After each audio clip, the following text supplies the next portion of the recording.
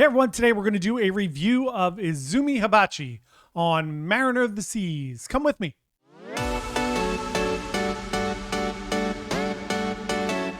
Hi everyone, John here from Bite Size Cruises.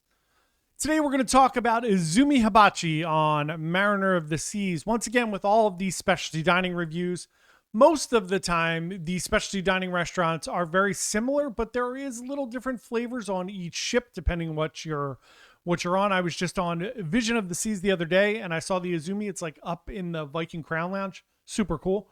But this is about Mariner of the Seas. So if you're looking for where Izumi is on Mariner of the Seas and you've been on other Voyager class ships like Explorer or Adventure, it is right where Chops usually is.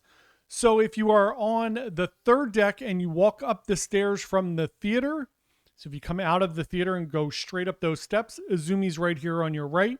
Schooner Bar is on your left. If you are on 4, it's just at the front of the ship there.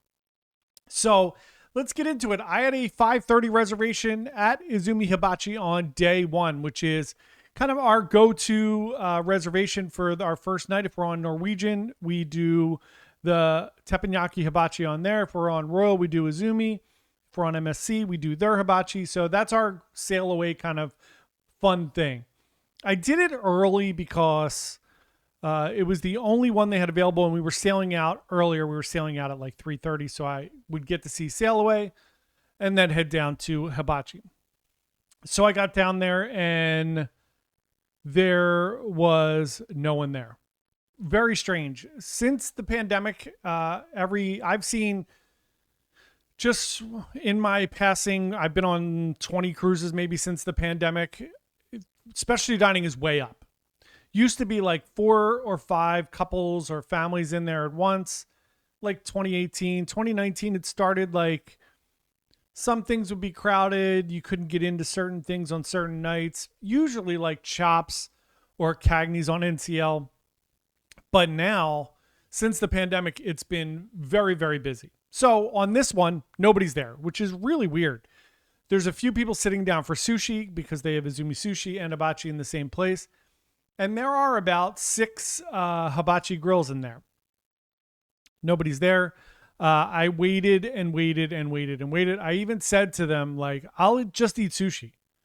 Like, I didn't really want to sit there for an hour. And they're like, we're waiting for some other, 5:30 reservations that didn't show up.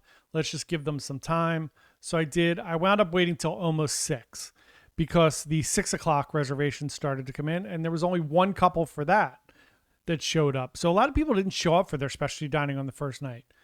I feel a little bit of feelings on that. I feel like you're on a cruise ship. If you don't go to the main dining room, it's not a big deal. Like, they're not necessarily expecting or not expecting you. They can look at your reservations and see that you're going to specialty dining. If you make a reservation for specialty dining and you don't show up, first of all, any restaurant on that ship, particularly Mariner, is less than like 500 feet away from wherever you're at. I'm being facetious, but everything's less than 5 minutes away. There's no reason to not stop in or call or cancel your reservation. If you no-show your reservation, there should be some kind of ramification for that.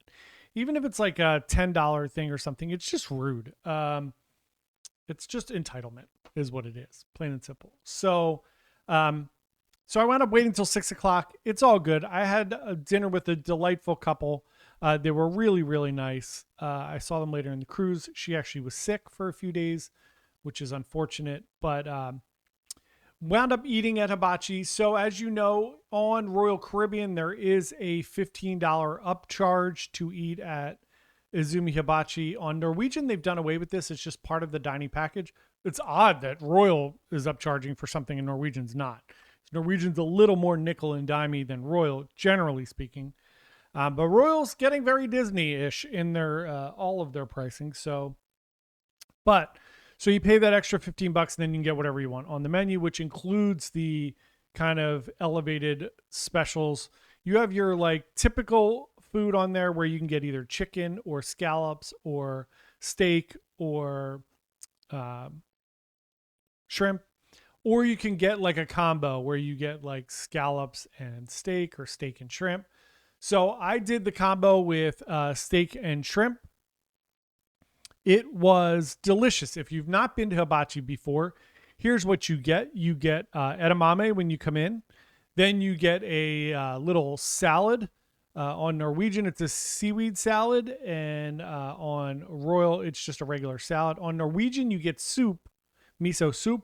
You do not get that on Royal. You just get the edamame, the salad. You get fried rice, which obviously the chef makes in front of you. It's the other thing, when you're only there for 3 people, there's not a whole lot of energy. So the chef doesn't get into all the fun, things that you would normally see at Hibachi. Like if you saw my Norwegian Joy Hibachi video, I'll link that below. Go check that out. That was insane on the first night. And that was at 9:00 at night, I think. And there was 10 hibachi tables, which is huge. They were all full. All the chefs were singing and dancing. Everybody's singing along. It's like a huge party atmosphere, which makes it amazing.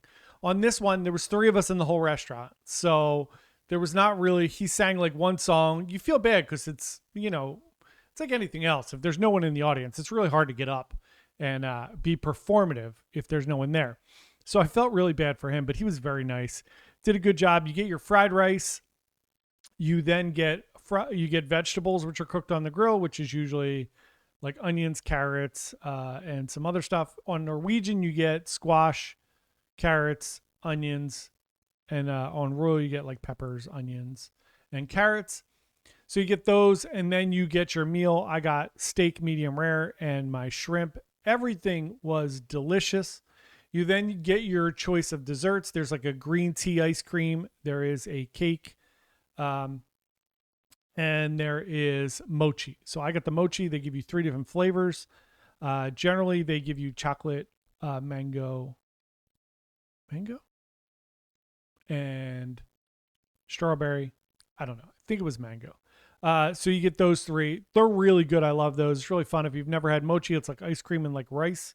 Generally, it's not ice cream. If you get like traditional mochi, it's like bean paste. But still, it's really good. It's sweet. But it was really good. I had a really nice meal there with really nice people. It just wasn't as fun as normally if you would go to a hibachi and have that big, awesome experience of going to that type of place. All in all, had a great time. I always highly recommend Izumi Sushi or Izumi Hibachi. They're both great. Izumi Sushi, you get a prefix meal if you have the package. Otherwise, you can just pay a la carte and go eat sushi as much as you want. It's just a little expensive if you do that, just like normal sushi. So really good meal on Mariner. Love it. And that is that. Thank you so much for watching. We would love for you to subscribe to our channel. Come along. We put out a cruise video every single day at 4 p.m. On Wednesday nights, we do a live stream. On Sundays, we do fun and uplifting, positive cruise news at 11 a.m. So thanks so much for watching. We really appreciate it. And we will see everybody tomorrow. Bye.